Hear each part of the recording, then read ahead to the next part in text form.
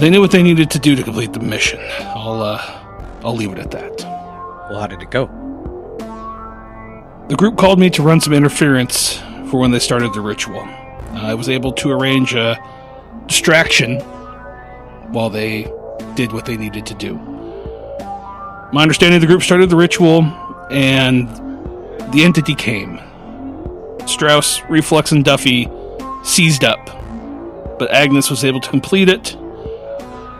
Afterwards, they burned the house down and disappeared into the night. How bad was the damage? Well, the local sheriff called about Agnes, had to work some magic there so that she didn't appear. But I do believe they found Strauss's blood in the house.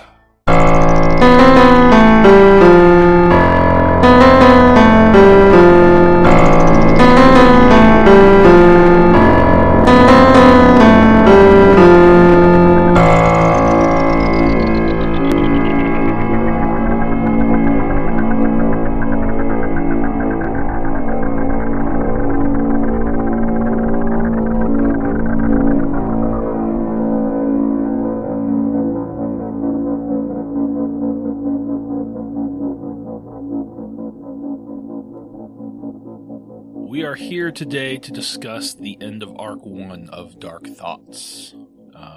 Thank you for joining us. This is going to be very spoiler heavy for Music from a Darkened Room, but I thought it would be cool to do like a recap at the end of the I don't say campaign, but like the mission, to kind of talk with you guys about it, your thoughts. You can ask questions of various things that we want to go over. But yeah, I want to jump into it with all of you and really just, what were your guys' overall impressions of this mission? It was pretty nuts. I gotta say, I did not expect the path from find out why this guy died in the house to I gotta kill an innocent person here. Okay, yeah. That was quite a shock. I mean, this is the first campaign, so like that I've been in. So it just felt like there was edges fraying, and just like all of the things we had to worry about, just like dancing around the cops and like finding these different things. It was just like, first it was just a crazy info gathering where it was like trying to figure out one vulnerability to like to find out where we can do this thing, and then it was like the antique objects that we had to go search to get the book at that point. Yeah, and yeah. Sorry, you were gonna say something, Misha? I was just gonna say, what would have happened if we didn't find the bowl and the knife? I would have to figure out a way for you guys too. I mean, I would have just put it. It's always in that cabinet, but I would have just had to figure out a way to get you guys to go back that direction. Gotcha. It's just crazy. The house could call the old lady. Yeah. I think that's the thing that was really tough for me reading this was, like the house itself is like near like limitless for what it can do. Like it can possess you. It can it could take over you. Like obviously with like Emil, that's what happened. Like he possessed the guy and then made him attack you. Like that's kind of in the book. Like if you want this to happen, this is a good spot for it to happen, kind of thing. And it's like, yeah, I think that makes sense. I think that'd be a good tension scene. But it also talks like every single room, depending on your willpower score, has a different haunt that happens. So so your willpower changes it. Yes. Ooh. Jake, what were your thoughts? We didn't get to you. So I was 100% geared up because I had never played before. Geared up for a monster or like an alien or a virus or like something tangible. Yeah. In my mind, it was always something tangible for whatever reason, because I'm a human and I don't think it ghosts. I mean, and you were really hammering that there's something under the slab. Was there anything under that slab? No. Oh my! But in the kitchen, there is a instance in which, so in one of the rooms, and you guys never went at night, so like a lot of the stuff happens at night, obviously. But one of the instances of the haunt is that you hear like a whimpering of an animal. And you start to like dig through the boxes, and then you find like a dead like cat's heart, and that leads you to hearing scratching noises underneath the kitchen. And if you tear up the floorboards, you find like a graveyard of like dead animals. Oh, that's where they all were. And if you crawl, like you have to like crawl into the space, and if you go into it, like you basically like black out and like you experience like part of one of the rituals. It's pretty crazy. That's a Oh nope. my Yeah. gosh. Nope. Wouldn't go in there. Well, just not so cat, everyone- dog graveyard beneath the kitchen. Just so everyone knows, just in case it comes up, Agnes was 2 points away from breaking point. Oh Yeah, my Two. god! I sat at about 2 points away from a breaking point for a couple episodes. Like I pretty quickly dropped in the house, sat at 2 points away until that ritual. Yeah. That just dropped me. Yeah. So, overall, I think this is a really cool designed mission. Yeah.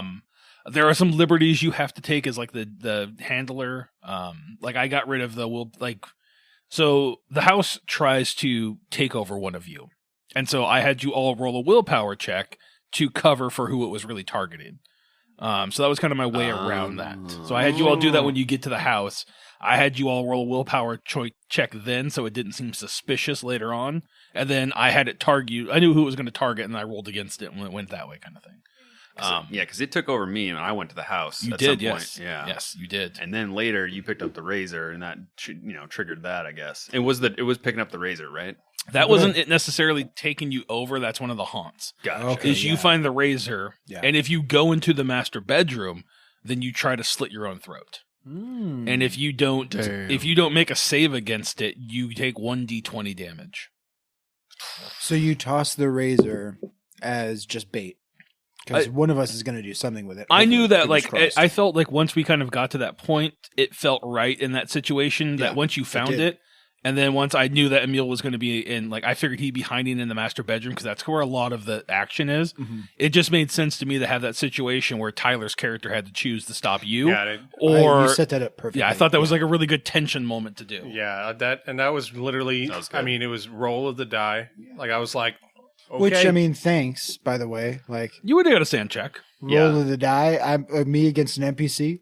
well, no, I mean, because he's got an axe and he's coming toward me. Fair. Yeah. Fair. In terms of And the movie, But I had a razor up to my neck. But also the way Chris described it was like it looks like he's doing that, and in my mind, Strauss is like, Yeah, I mean, Thinking your like- character would... thinking like there's the confusion of like, what the fuck are you doing? There's a guy right here, and Yeah. also there's a guy right here. What the fuck is he doing? And it was like, okay, which thing kicks in first? Hats off for not metagaming. That was great role-playing, and it worked out amazingly. Yeah, that Yeah. was great. Yeah. and I was gonna say, like, in terms of like the part of the movie where everything was kind of going okay, and then shit got real. Like that's when it got real. Like, all right, we got an injured person, and we're like freaking out, and like the police is on us. Like, Yeah. there was like that's when it felt like hairy at that. Yeah, and I was fully like I was trying to go back and listen to see what you guys gave the cops, but like as we record this, I haven't recorded the parts, but I was rolling every time you guys went to the house. I was rolling for the neighbors to see if they noticed your cars. Yeah. Oh my gosh. Yeah, did they ever, like... When the shots were fired, Yeah. they saw you loading up Strauss into your car, and they called the cops and gave them your description of your car and you guys. Like a normal person? So had you been with Agnes and the cops found her, they would have because I don't think you ever said you had a team here. You didn't- never mentioned anybody Smartly. else, so he didn't know. Yeah. So. Oof, okay, that could have been bad. Yeah. Yeah. So as far as I don't know, one question I have is as far as like so the ritual in the Nyarlathotep, like why the ritual was done. So they did like what was the kind of the reason why they did that and Sure. and why like So killing someone, like then he kind of was laughing and moved on and it was clear of the house. But like Like what's the Agent deal of there? Tails. Sated, yeah. yeah. So the crone actually pledged herself to Nyarlathotep in 1800. Wow. Whoa. That bitch was old. And she, at age 18, she basically signed her life away, and she placed her name in his book and promised him blood and souls. And she spent the first 50 years of her new life practicing her art in the old country, but came to America when the sad time seemed right. And so when she knew that Wheeler was hurt, she got in with her and like helped fix her to show her what was going on, and then just kind of kept doing these sacrifices in the name of Nyarlathotep.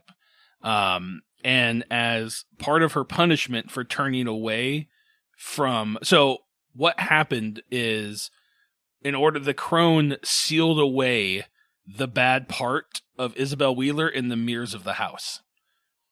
So she was fine, because that bad side of her was gone. Like the illness or whatever. Yeah, but the illness was left in the house to just like manifest and just like get pissed and like hated and vengeful. And so that was the spirit that was killing everybody, was Isabel Wheeler's ghost that had basically like essence that had essentially been like removed from her. Holy shit. Oh, that's so cool. So like there were certain haunts where like you saw the lady in the mirror. That was Isabel Wheeler. There was taunts that I was gonna try to play up if you guys went back to the house with like you see Anton Ture in like mirrors and like he walks into one at one point. And there's just all this crazier shit that happens, but it just never I didn't want to pile them on. Like I know the first like episode or two we kind of went heavy. And then it just, to me, after that point, like it made sense when you guys, like actually the body in the water is like another drowning victim. But it made sense to me that it would be the boy of like the thing like fucking with you, like trying to break you. Because each time you fail a sanity check in the house, it gains that as power. And that's how it spins power to take you over. Oh, good lord. So didn't these guys see that like somewhat nest in the house with like the soda can? Yeah, that was just like something in there for like spoopiness. I don't think it really had any definitive thing. Okay. Well, so it really was like from the very beginning, everything seemed so angry. Like everything was so just like all the killings. Yeah. Like it was always so just like super violent and super angry. So it really makes sense that it was like the negative, her like sickness and her, what she was in a wheelchair? Yeah, she had like some sort of ailment. They don't really touch upon what it was. The irony that her last name was Wheeler. Yeah. So you guys found the piano. Had you brought the piano back to the house, you would see the ghostly form of Isabel Wheeler playing it. If you destroy it, all musical manifestation within the house permanently ceases. If you guys would have found the armoire, there is a chance that you can walk into it and you... the armoire is made of oak, stained a deep brown and mirrored in the front. It is physically unremarkable. However, anyone with a power of 15 or higher who enters the armoire and shuts the door behind them plainly hears the incantation of the ritual Convocar Illumo Nero. And as it's occurring in the room outside. No one is present who can hear it. You lose sanity. It's so niche. Like you would have to enter and close the door. That's amazing. I love it though. It's so cool. But that's the thing. A player would do. I feel like. There's all of these things like take me to Narnia. So here it is in the dining room. Agents who pry up the floorboards, perhaps to see where the ghostly music was playing, discover a patchy old birch floor, original from 1907. Removing the original floor reveals an underpinning of the house, a small crawl space that cannot be found in any other way. An agent who crawls into the dirt and filth discovers a graveyard of animals. Ancient bones of dogs, cats, and other local pets are stacked around across the foundation. Careful examination finds at least 3/4 of a human skeleton among the pile. Whoa. Pet cemetery. So there's just all of these kind of things, like just built in here. Each room has like different levels of willpower that kind of go through. Feel bad for any. So there's no benefit to go down there. It's just like someone's like, I want to go down there. There was one that I was really hoping that you guys would have come into, which is in the den. There is a cleaver. If you go in the night or alone, you hear it sounds like cleaver hitting wood, and like you obviously don't see anything, but it's over by the fireplace. What? And if you are watching it enough, you can see like where like the actual marks of a cleaver hitting the soft wood, like it leaves like deep gouge. And if you like put your hand over there to see if you can feel it, you get your hand cut off. That's so fucking sick. Damn. Yeah, Ugh, that's so cool. That is so cool. there's just like little things like that. So what about like the antiques lady? Like, I mean, she's she's just there to help you make those connections to like, it's to play up the importance of the antiques. Okay. Because like if you're you don't know what's going on and you're not paying attention, I mean, you're going to miss over those antiques. So it's there to help. Like, the one where we find the bowl and the everything in. Yeah, the desk. That's pretty important. How did we even know about those 3 objects again? I think it was you found like garage sale records or something like that. You were trying to figure out things that had antiques about the house because you were asking about the mirror, right. And then she's like, "Well, here's what's got sold from the house. I can give you what was that's sold." right. It was sold from the house, right? Yeah. And Emil's there as kind of He is like a complete blowhard. He doesn't know like everything he's talking about is just full of shit. He's just like throws buzzwords around.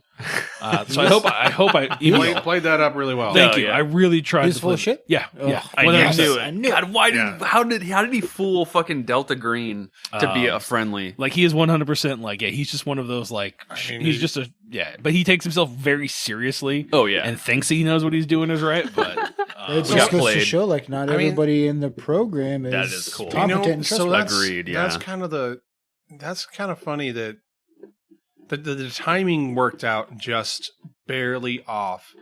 Like if we had told we're going to meet Emil a day later, Agnes might have read that whole thing. Yeah, and he would have attacked us, and we could have just been like, "Fuck you, we're getting you right now." Yeah. Oh, well, that's what I was wondering too. Like I was hoping that when you shot him, you didn't like fully kill him, and I was gonna have him like snap out of it and be like, like start like freaking out. But then like you straight up like hit him on like 2 hit points, so like he's just bleeding out on the floor. Yeah. Holy shit. Oh my God. That's one thing I really love about Delta Green is like the tracking of like hour by hour. Like a lot of these operations are like less than a week. Like this was 3 days. Yeah, just about 3 or 4 days. Like the tracking of like at least 6 to 12 hour increments is so it makes it so tense. Yeah. To go sessions and be like, well, this is the morning or afternoon of day 2, and you're like, fuck, dawn dude, of the second day. Yeah, right? It's Like, a lot. I mean, I think the biggest time we skipped over was that last bit where it's like, all right, Saturday morning we get the it's going to be open tomorrow afternoon. It's like, okay, that's it. Otherwise, it was just we're doing something. And that's the thing. I think we kind of hit a point there where it's like we could have probably drawn it out more, but I just didn't feel.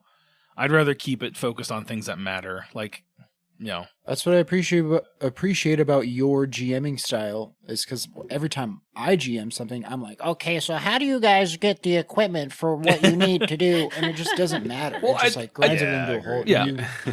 You do know when we can kind of like. And I think like you guys are competent agents. You would know. Like just because Jake doesn't know, your agent knows what to do. Like that's and I think that is kind of especially with you guys being new to Delta Green, like that's something I try to help out with here and there. Perfect segue is what do we what did we do well and like what did we like definitely maybe forget? Like what can we improve on as agents? I think you guys did just well all around with focusing getting the right people to do like where they were supposed to be. I thought you guys did a really good job of that.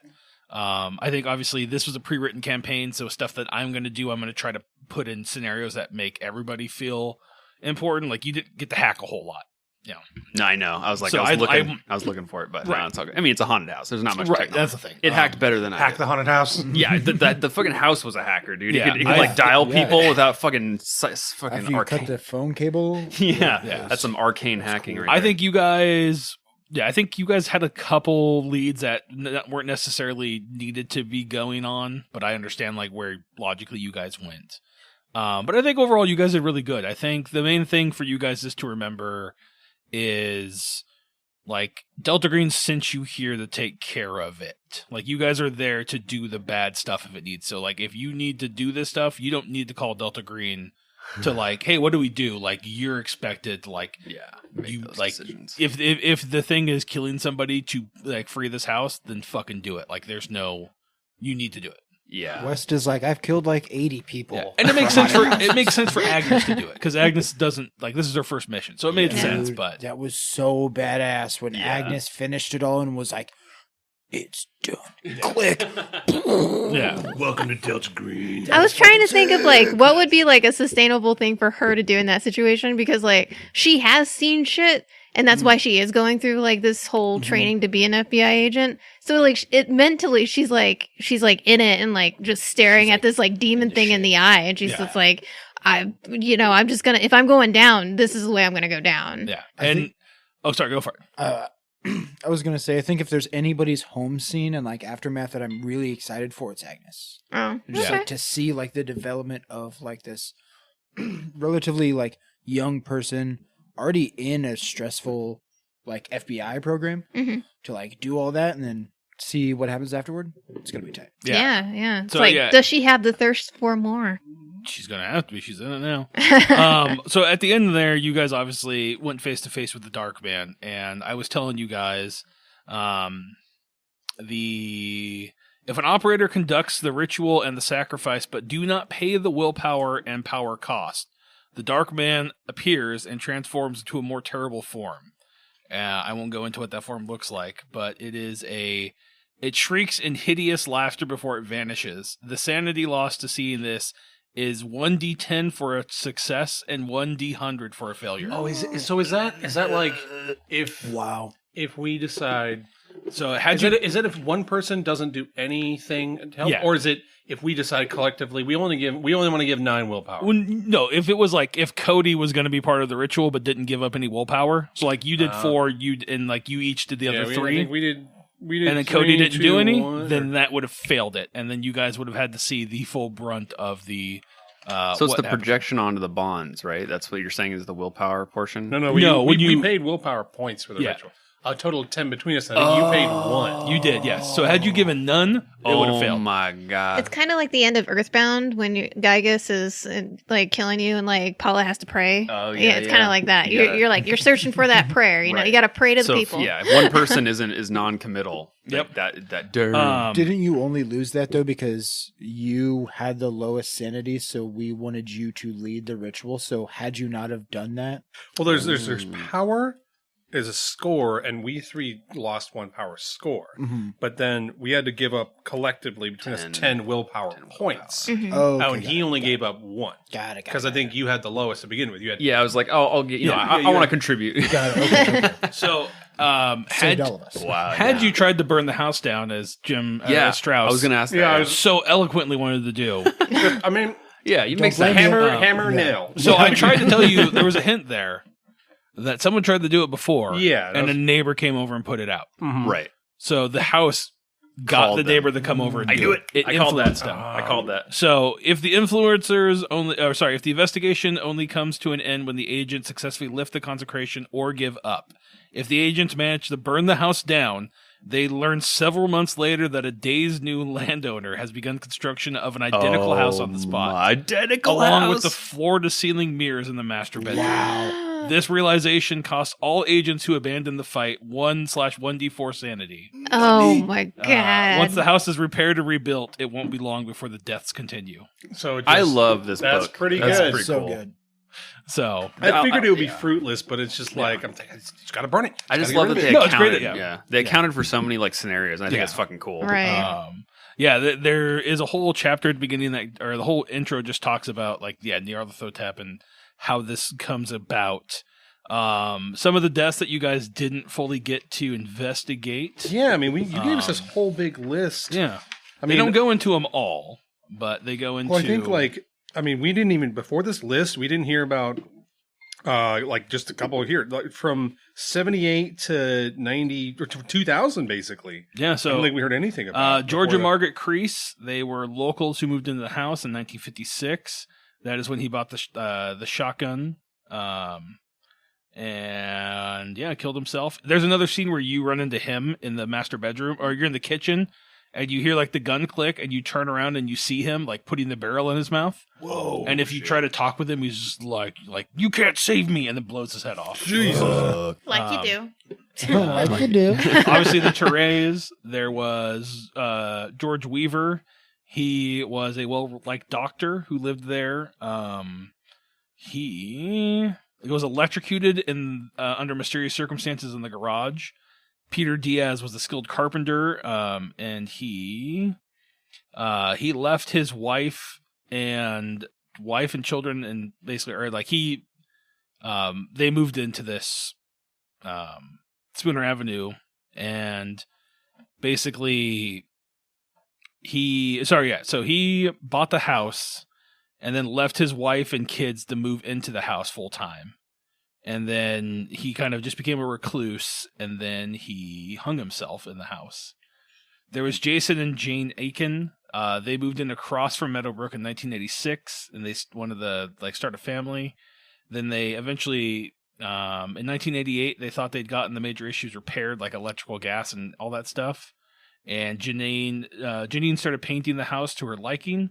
Jason returned home one work afternoon and discovered a house filled with gas and Janine unconscious in the upstairs. All 4 gas burners on the stove had been full on but not lit. Huh. So there's another thing that happens again in the house is one of the haunts. Wow. There was the bathtub one, like when the guys felt in the bathtub and like felt the body. Yeah, I believe that was supposed to be where is it? I forget who it was. It was one of the deaths, but I just changed it to the kid because I thought it'd be spoopier. Okay. There's Louis Tycroft, who shot himself twice in the chest. Damn. Somehow. Dude, shooting yourself in the chest, that's a whole nother level. Yeah, there were a couple survivors. So there was Adam Touré. He is in Montreal, Quebec, if you wanted to reach out. Oh, that's right. We did know Rebecca Touré. Yep. She's also in Montreal, Quebec. I didn't even think about reaching out to Survivor. There was Ellis Touré, who was still alive. Oh, so most of the Tourés. And then there was Lucille and Maria Diaz. I guess I thought it would be hard to contact them. Jason Aiken was still alive, and Emily Tycroft was still alive. Huh. And then there were some neighbors, if you wanted to talk with them, that you could kind of learn some stuff from. But I kind of had the neighbors just kind of stay to themselves. Yeah. So there's those were like little things there. If you wanted to reach out to people, you could. Brava. And they would just have some information about their Yeah. The house their is experience. Pretty much, yeah. Don't go near that house. And like they even talk about like you could have the house, like I was thinking about having call one of you guys and like talk as Agent Rutsack. Oh. Because that's like it can mimic the voice of everybody it killed. So I thought about having it call and like try to talk with one of you. Awful. But I didn't really know, like I couldn't really think of a good reason why. Like I like the idea of it calling and just breathing. I thought that would be creepy. And then obviously, like with Agnes? yeah. Oh, okay. It was Rutsack all along. Yeah, I was just She trying to. would have Like, known I was that. going to, if you guys took longer, I was going to have it start doing more stuff like that, like Right. calling you and like, Fucking or with even us. just like have him like in the like sitting on the couch. Like I thought about that when it took you over, is like having him be on the couch next to you having a conversation. So does the house know? So does it know anything about anybody that hasn't entered it? So like you said, so okay. So like if you have like a phone on you, it knows your contacts and stuff like that. But does it know anything? Like if I were to walk into the house, would it know everything about my life, or would it just know what's in my phone? It would know everything. Let me see what it says here. I think it would know everything in your phone. It would know like the basics about you. Okay, because I mean, I was thinking like Once agents enter 1206 Spooner Avenue, the house goes out of its way to incite them to return, preferably alone. It makes phone calls to hotels or private cell phones, or even sends emails or text messages, spinning believable reasons for the agents to return. It mimics the voice of fellow agents who have visited the house. It cannot spoof sender phone mails or email addresses, but it may claim to be using a temporary number or address for security. okay. Dude, that Well, I was went thinking. on I mean, if me. you said you were thinking about making it have Rutsack's voice. So Rutsack calling us, being like, "I'm not actually dead. I'm trapped Yeah. under the house." Yeah. Oh, yeah. fuck, Just in go the past kitchen. the fucking cats and dogs in the basement. Yeah, there's In and the then crawl there's space. like a ton of stuff you could do, and like I like the idea of. I mean, I rolled for it to be Jim Duffy to have it call your wife. Like I thought that would be having it reach out to one of your family members. I think that was would fucked be, up. When like, when you that call was- your family, That was dude, like the first fucked up part of Yeah. this, where we're I was just like, like, oh, shit. oh, fuck." that's not okay. Yeah, because he like So, no, finish your thoughts. Sorry, I interrupted you. no, it's totally. I was gonna Oh. ramble. Let's say, so you had Reflux went to the house in the middle of the night, didn't you? Yeah, he had me Is that possessed. like a thing? It'll Yeah. do- So when I had you guys do the power roll, it Okay, targeted it got him. reflux. And so that's part of it, trying to possess him. Yeah, and so he actually rolled a critical fail. Yeah. And so when you critically fail, it possesses you. First, it gives you an obsession. But if you critically fail on that obsession, you become like entranced by it. So I wanted to play it off to where it made sense. So that's why I had him, like, I told him, like, you want to get back to the house no matter what you can.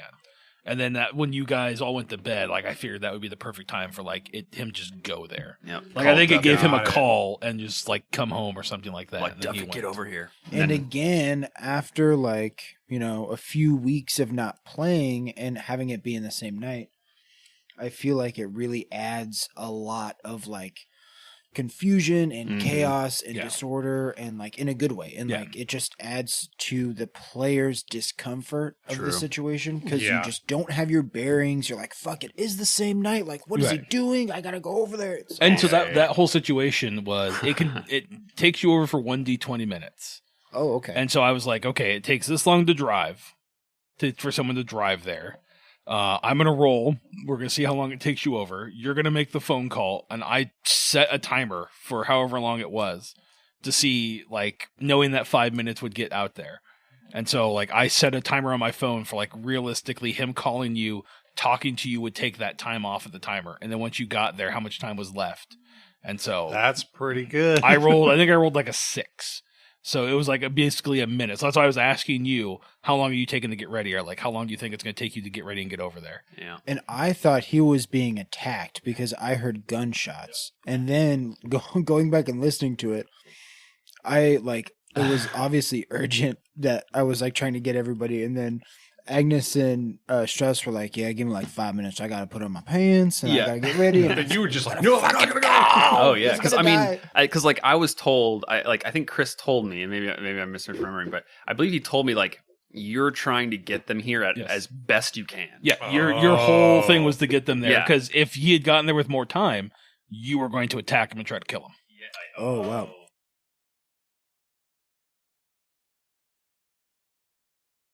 What's gonna get him here? He might Oh. fire off some Right. some like Yeah. like shots. So he's gonna think something crazy is going on. Mm-hmm. And I did.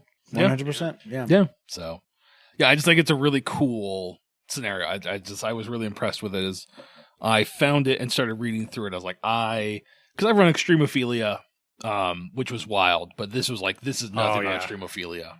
Strenophilia was fucking nuts. Yeah, this I love adventure it. was so good.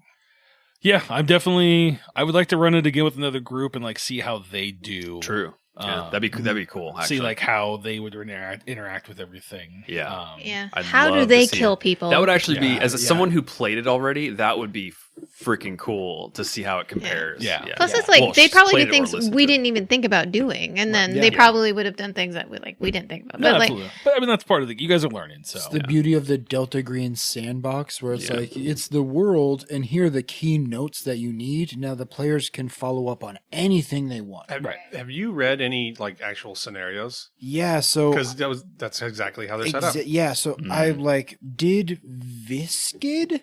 It's Viscid, I've heard of it. and like I think it's a Night at the Opera. I think it's part of that whole Okay. book. But it is very good. It's amazing.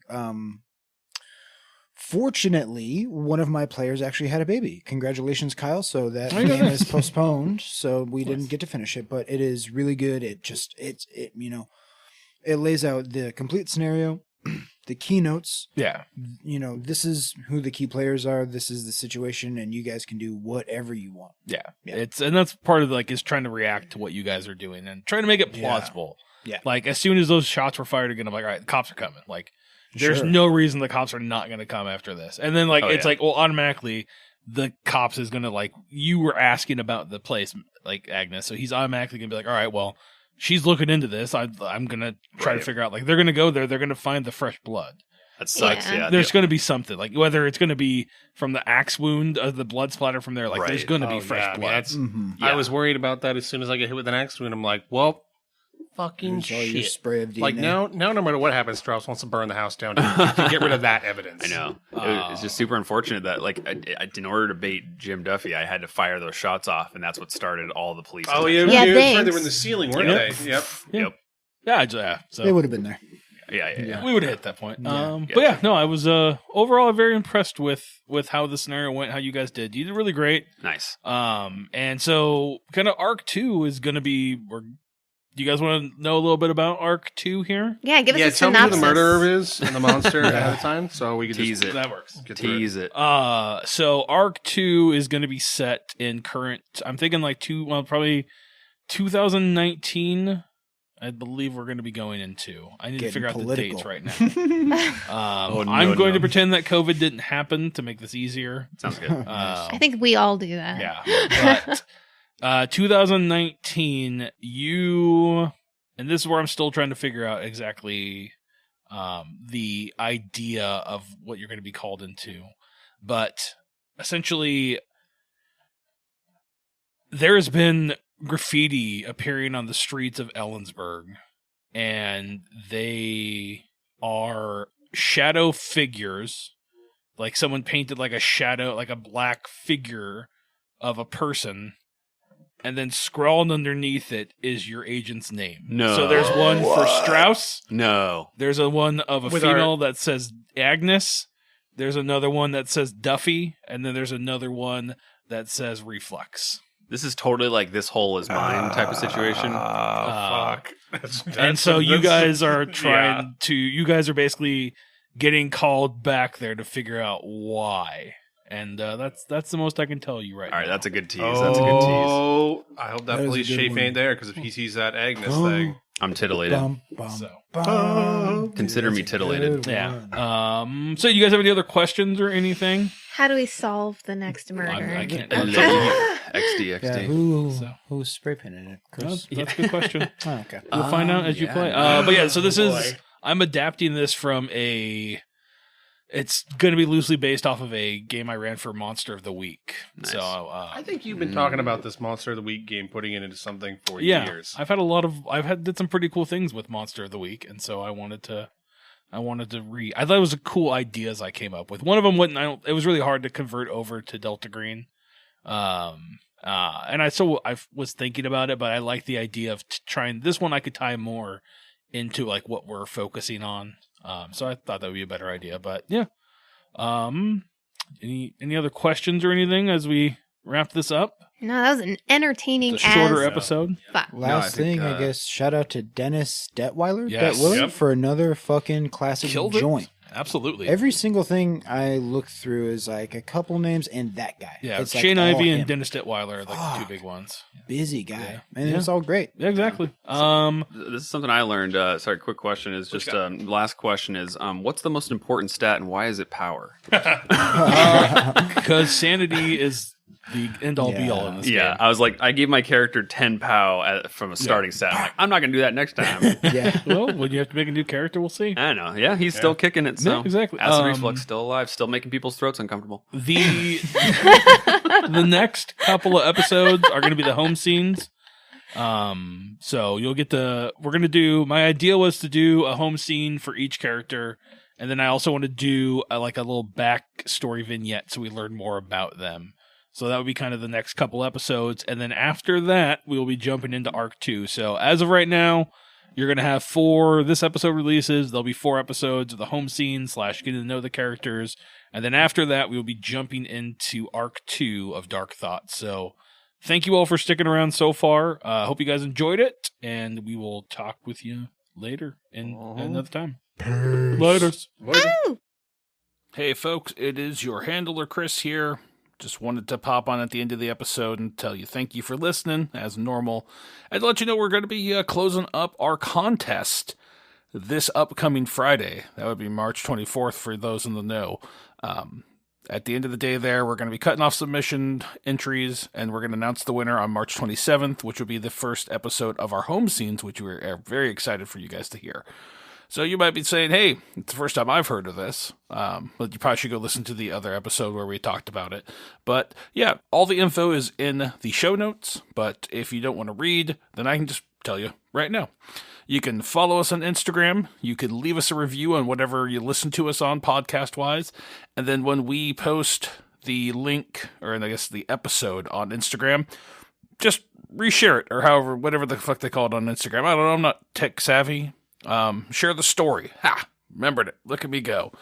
Just share that, and that will get you an entry in to win a copy of Music from a Darkened Room, courtesy of Arc Dream Publishing. And if you want to know how to play Delta Green, well, you can head on over to Arc Dream Publishing, go to their website, and you can grab a Need to Know, which is a completely free document that teaches you the basics of Delta Green, so you can start running it for some friends. And it also has this amazing adventure, mission opera called Last Things Last that is phenomenal. It is so good. I can't express how awesome it is. It's perfect. So, yeah, if you got some friends who want some spoopy shit to happen in their life, this is your perfect opportunity to get those some spoopy shit. So we'll be back next week. Thank you guys again. Bye.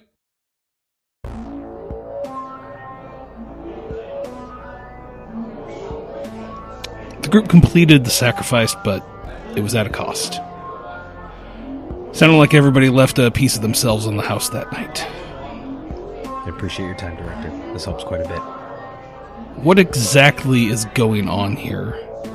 Give it to me straight, sir. You said there's something came up that's tied to this opera? There are some paintings of the agents that appeared on the walls around the town. No one knows why or how, but they appeared overnight.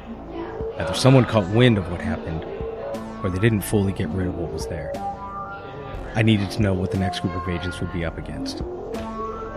Other agents? Are you sending another team to deal with this? Sir, this should be our cell. I'm afraid not this time, Director. If whatever is still active sending the team in would only agitate the situation. With all due respect, sir, the team beat whatever was there once. This isn't for debate. We'll call on RSL when we need them. Thank you for your time.